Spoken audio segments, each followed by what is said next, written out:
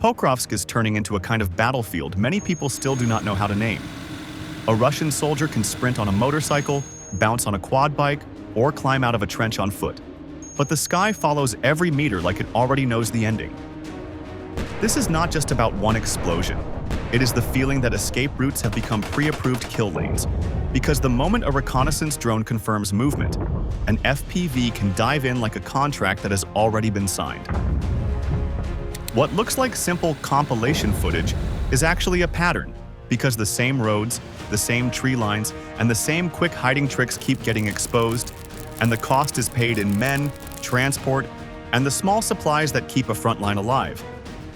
This story is about how Ukraine is using FPV pressure to rewrite time and space around Pokrovsk, while Russian troops learn that speed does not matter when detection comes first. And the most unsettling question is not who has the bigger weapons, but who can hold the recon to strike rhythm longer in a sky that never blinks.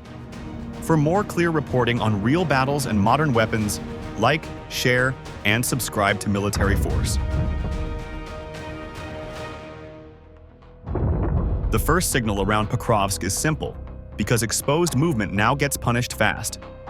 Russian troops are seen riding motorcycles, bouncing on quad bikes, and walking along frontline routes, and FPV drones chase them like a timer that started before they even knew. A rider can try to zigzag, cut behind a tree line, or drop into a shallow ditch, but the drone keeps the angle and closes the distance. On foot, the problem is worse, because a single body in open ground becomes a clear shape against grass, snow, or dark soil. That is why these clips feel brutal, because the strike is not random and the target is not a high-value tank. It is ordinary infantry doing ordinary jobs, and the sky turns that routine into a test that most people fail. In this kind of fight, the real threat is not only the blast, but the fact that the attacker controls the moment of contact. That pressure is the start of a bigger pattern, and it explains why the tools on the ground are changing. Cheap speed is showing up everywhere for a reason, and that reason is fear. That leads directly to the next layer, which is why motorcycles and ATVs appear so often. Armor is easier to spot and easier to target now, so forces reach for vehicles that are fast, small, and easy to lose. A motorcycle costs less than an armored carrier, it burns less fuel, and it can slip through gaps where a BMP would get stuck.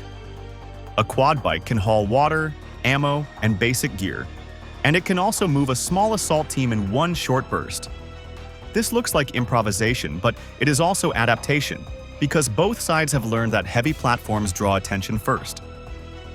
RUSI points to a hard number behind this shift, because a recent study estimates drones are linked to about 60 to 70% of damaged or destroyed Russian military systems. When a battlefield produces that ratio, it forces new habits and it makes expendable mobility feel like the only option left. The gamble is clear, because a cheap ride can still reach the line, even if it never comes back. But that same logic creates a new weakness, because repeated use builds a trail the air can read. And once that trail forms, it becomes less about courage and more about probability. That probability grows when routes turn into routines, and routines turn into targets. A frontline road is not just asphalt or dirt, because it becomes a data line for drones.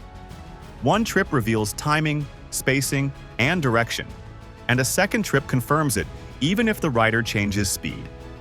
Recon drones do not need to strike at the first sight, because they can watch, mark, and hand off the track to an FPV team later.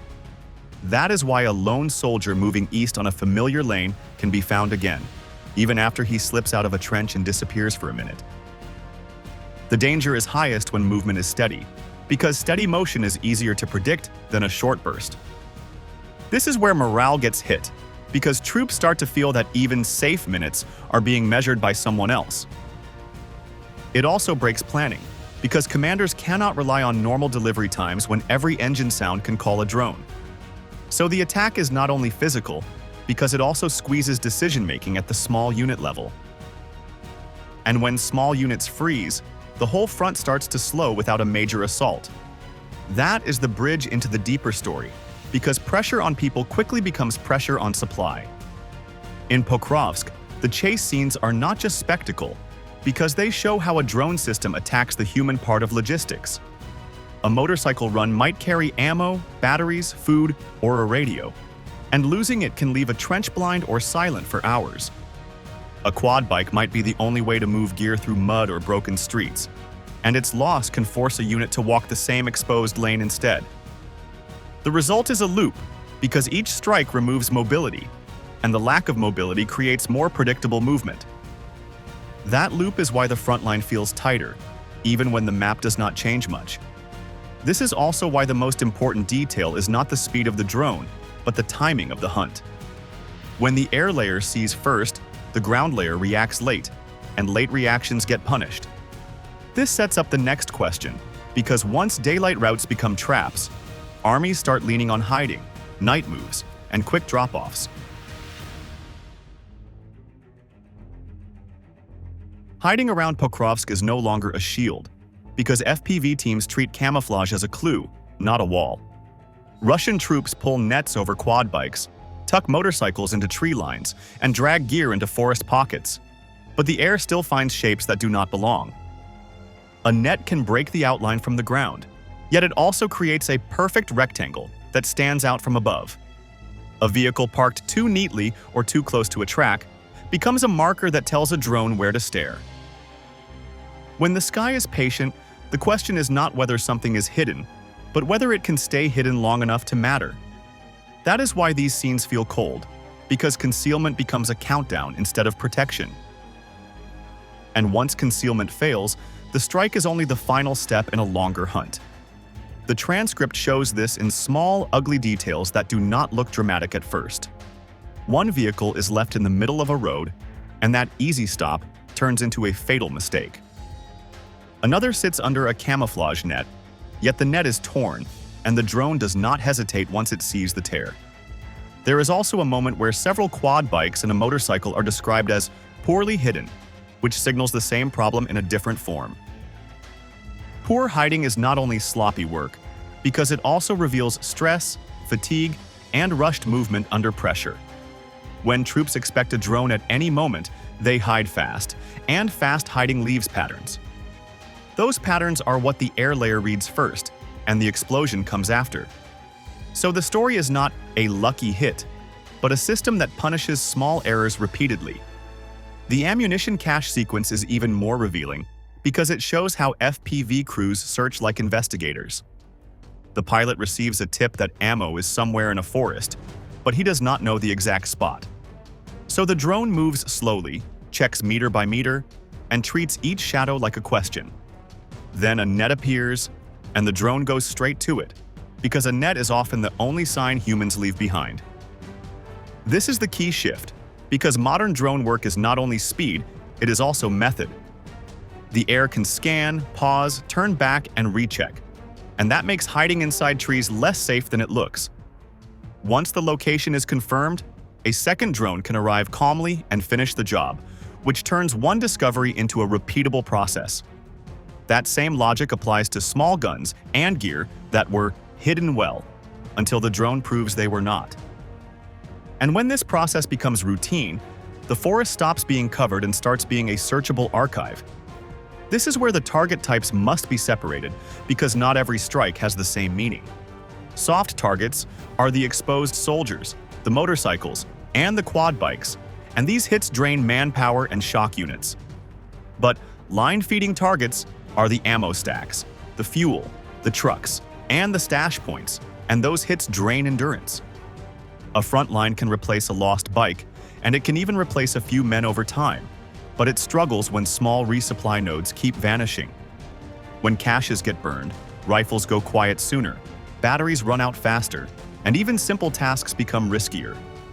That is why FPV pressure is not only tactical violence, but also a slow squeeze on the flow that keeps positions alive. And when supply begins to thin, the fear of moving alone grows even stronger, which is exactly where this story is heading.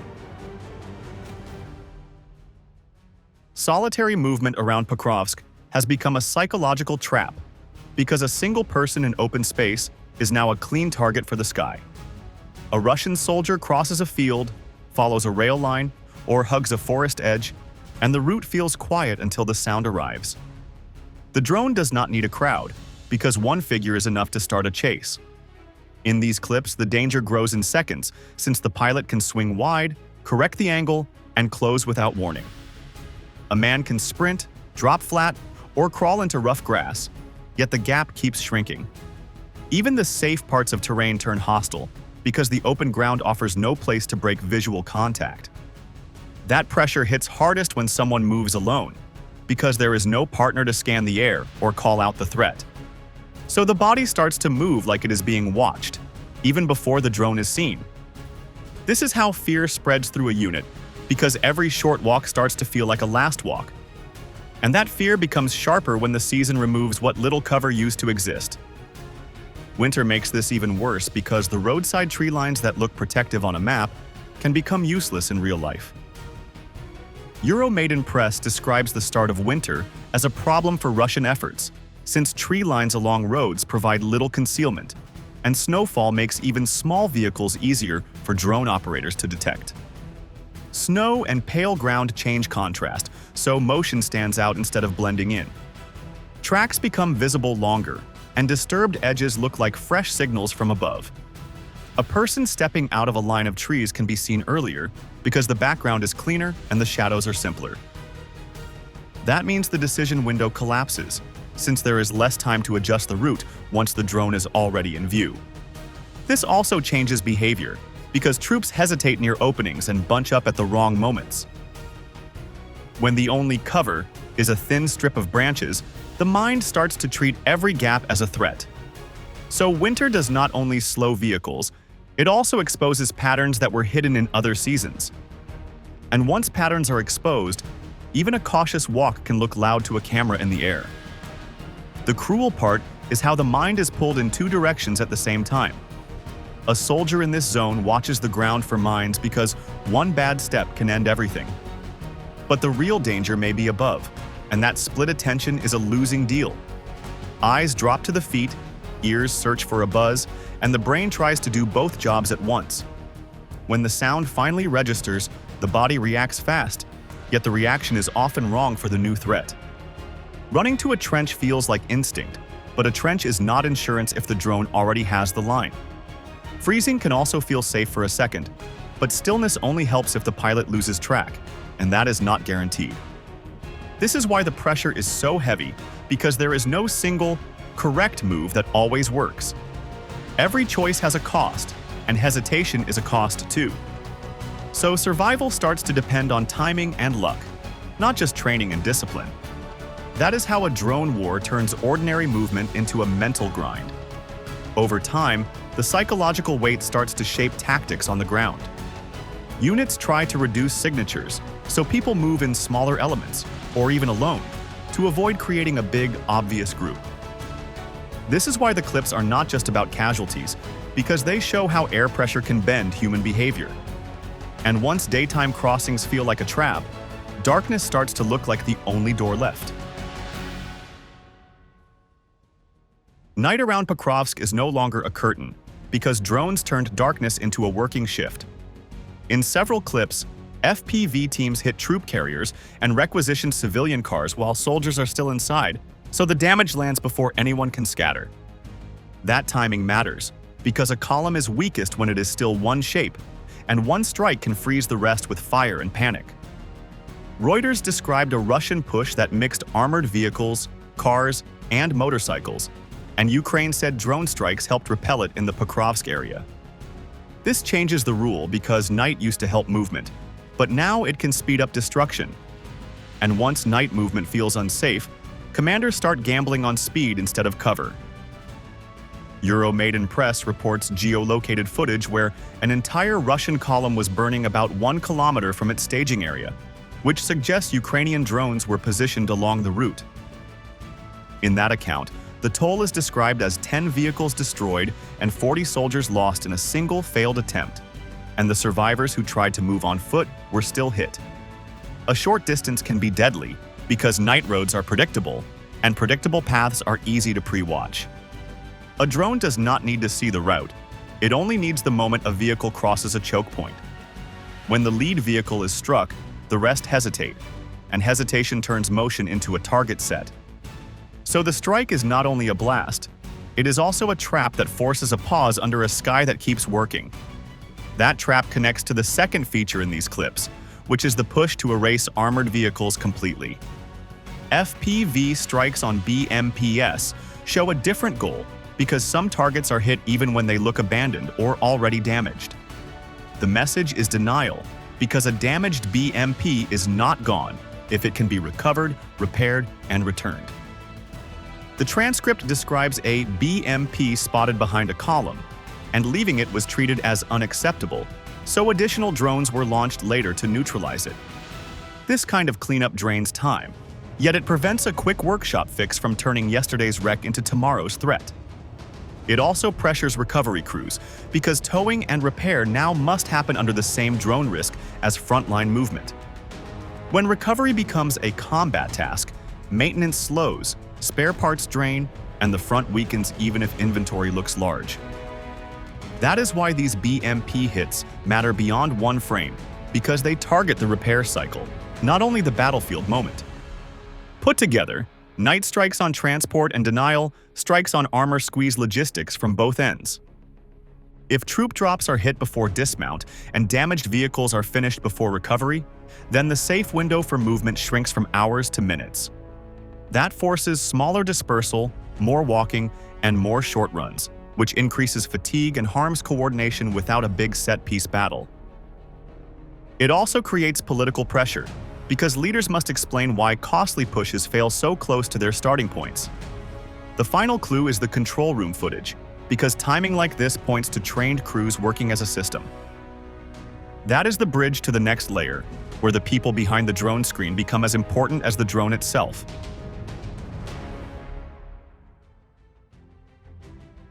The control room footage matters because it shows FPV warfare is run like a disciplined system, not a lucky stunt. A pilot is not only flying fast because he is receiving tips, checking angles, and confirming targets before committing. That is why many strikes look calm on screen, because the hunt started earlier than the final dive. Recon drones search, mark routes, and hold attention, and FPV teams arrive when timing is worst for the target. This kind of teamwork takes training, because one mistake can waste the drone and expose the launch point. It also takes routine, because crews must repeat the same steps under stress and still stay precise. That crew system is the real weapon, and it is built to keep pressure constant around Pokrovsk. FPV drones have become a key tool in that pressure, because they hit infantry and the small lifelines that keep positions running. Recent reporting from the area has described Russian attempts to push with groups on motorcycles and quad bikes, and drones are used to break those bursts before they reach cover. Small vehicles are chosen for speed, low cost, and narrow paths, but speed does not help when detection happens first. Once a raid is spotted, a defender can stagger strikes, force riders to scatter, and then pick off stragglers with no protection. Even when a unit survives, it may lose bikes, radios, ammo, and time, and that loss slows the next attempt. This connects to the operational map because Pokrovsk is not only a frontline name, it is a supply hub and a road network. Russia has tried to bend the line by pushing around strong points and threatening routes, while Ukrainian defenders lean on tight surveillance and swarm-style strikes to punish movement. When roads become watched spaces, logistics shrinks, because resupply turns into short, risky trips that can be stopped one by one. A destroyed bike can mean no batteries, no water, and no quick evacuation, even if the trench still holds for the day. A burned cache can silence a position without any close assault, because the front line runs on small flows that add up. So the bigger story is about rhythm, because whoever keeps the recon to strike chain running longer can drain the other side without taking huge ground. That is why the next phase will revolve around breaking that chain, not just surviving the next hit. Pokrovsk is sending one clear message, because modern combat is now measured by control of movement, not by quick map gains. When FPV drones are tied to reconnaissance and coordinated control, the front line turns into a stop-and-start contest where the side under pressure is forced to pause, reroute, and abandon equipment. The most dangerous part for infantry is not one big assault, because it is the repeated rhythm of threat that wears down focus and drains supplies before the main fight even begins. But this story is not locked. If Russia improves dispersion, uses smarter decoys, and raises electronic warfare, the sky may blur at key moments, and fast runs on motorcycles or ATVs could regain short-term value. If Ukraine keeps drone density, trained crews, and steady resupply of systems, then Pokrovsk could become the model for a war where moving is the same as signing a risk. So the open question stays sharp. Who breaks the recon to strike chain first, and who turns it into the new normal? If you want more clear reporting on real battles and modern weapons, like, share, and subscribe to Military Force.